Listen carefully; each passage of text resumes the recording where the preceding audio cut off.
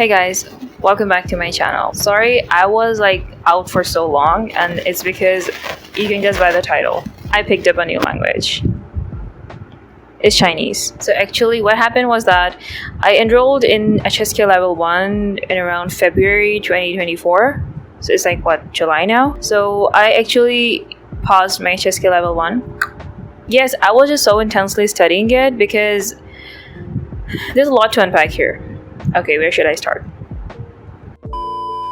Okay, so for starters, I would say that HSK has 6 levels for beginners, I would say. I mean, there are actually 9 levels, but there's so deep, so I would just say 6 for now.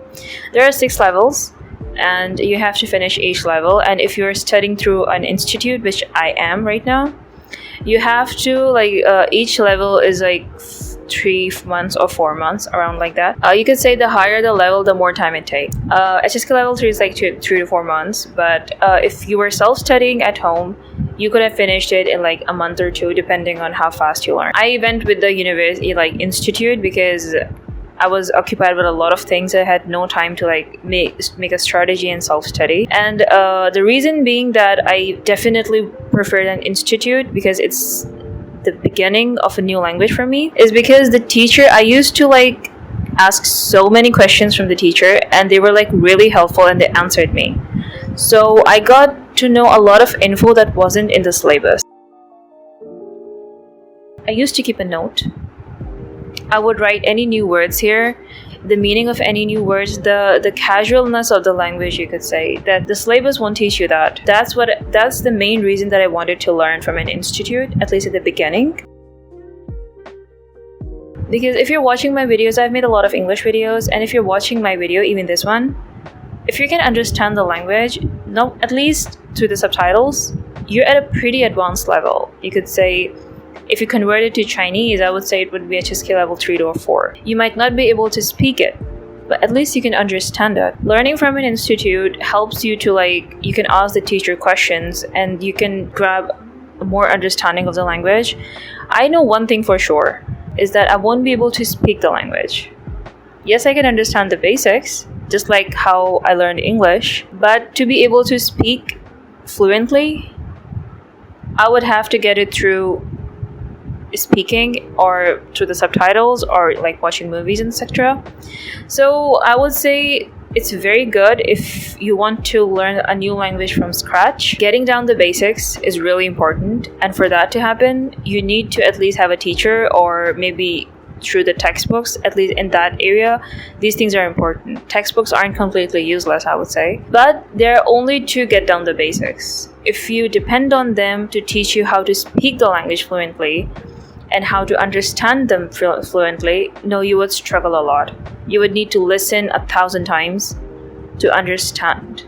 Even if you do know word by word what the sentence was, if it wasn't broken down into pieces for you, you wouldn't be able to get it. Even though I know all the words I've learned in HSK level 1, if a Chinese person is in front of me and he was speaking his dialect, I would not understand it, okay? Even though I'm intensely watching Chinese dramas, I've banned all other dramas. For now, it's only Chinese because I want to practice the immersion. I want to get into the language really, really deeply. But it goes for any language, honestly. If you want to be able to understand it clearly and speak it fluently, you would need to immerse yourself in it. Textbooks can only help you so much. Okay, let's talk about challenges. The main challenge that I'm facing in learning Chinese is, newsflash, tones. They are so difficult.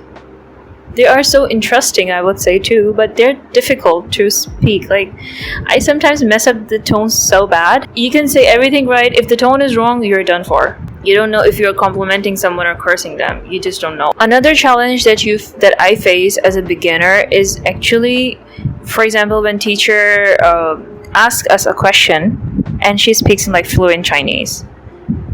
It just flies over your head. And you're like, And I was the best in my class in picking up what the teacher was saying in Chinese, but still I would struggle a lot. And if it weren't for the Chinese dramas, I don't think I would be as fluent. I think this is the second most difficult thing as a beginner for me I would say it's a challenge that I'm facing really, really hard to actually understand, at least to the words that I've learned. At least I would be able to understand that. Her accent enough, it just goes over your head. And that's how real people speak, like real Chinese people speak. It's a struggle. Now I'm understanding, because I'm like consciously learning a new language, so I'm understanding how important TV shows and dramas are in helping you understand the language and culture better.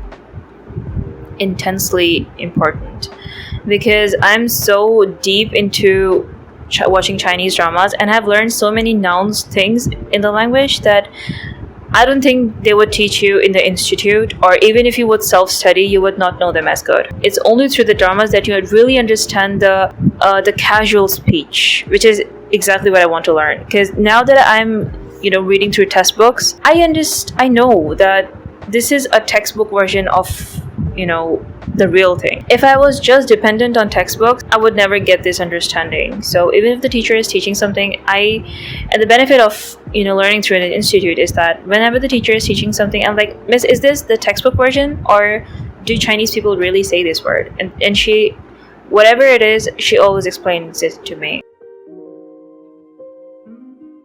So I think, as with anything, learning something new requires you to at least get a bit obsessed about it, because otherwise, if you're just like so casual about it, it's hard to pick up that thing, at least in the beginning. I would say, in Chinese for now. I think I'm going crazy. Like, I watch no other dramas, so many Cinderellas and CEOs, I don't even know where to start. Same storyline, but yeah, there's Chinese, so let's get into it.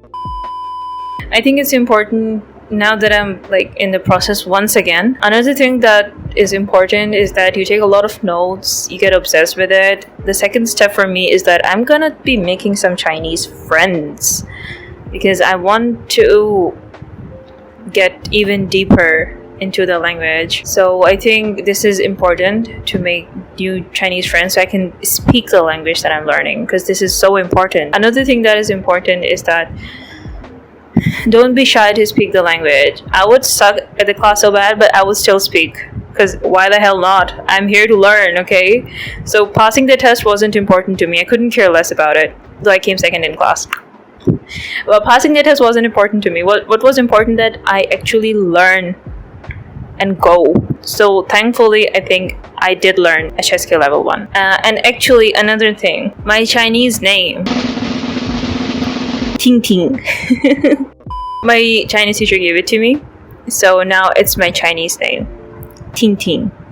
So if you ever want to like call me, you can just call me Ting Ting as well. To be honest, in my next couple of videos, I would be documenting my Chinese learning process, and I think I would get you guys more involved in my language learning journey. Before I just completed all the level, I'm just like blabbering here right now. So I think in my HSK level 2, I would get you guys more involved in my journey, maybe in the class as well, and like documenting my learning process. And I would also like tell you my frustrations, my rants, what I feel like learning it at the moment. So when I'm hopefully get fluent in the language, I can always look back to the videos and see how much struggle I went through to learn this language. So if you guys want me to make a video on any other topic, please do let me know in the comments down below.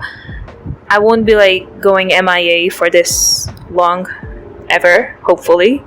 So if you want me to make a video on any topic, please do let me know in the comments down below. And thank you for watching this video. Until next time, bye bye. 再见.